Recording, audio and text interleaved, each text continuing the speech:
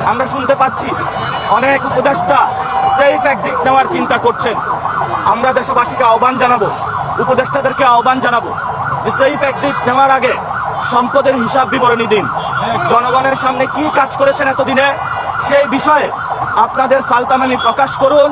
এবং ডক্টর ইউনূস, আপনি যেই ধরনের ইঞ্জিনিয়ারিং এর সহযোগিতা করেছেন এই ঘৃণ্য বাংলাদেশ, এটা ইতিহাসে মনে রাখবে।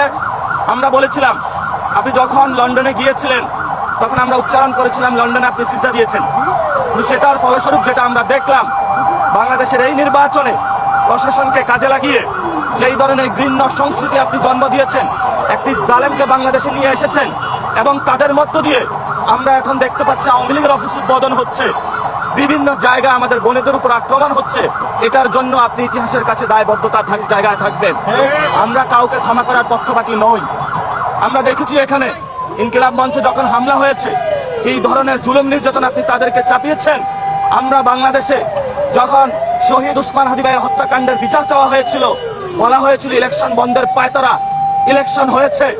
আমরা এখানে শহীদ উসমান হাদি ভাইয়ের চত্বর থেকে বলতেছি বাংলার জমিনে শহীদ উসমান হাদি ভাইয়ের হত্যাকাণ্ডের বিচার হতে হবে। যদি ওই হত্যাকাণ্ডের বিচার হতো আজকে আমার বোন গণধর্ষণের শিকার হতো না।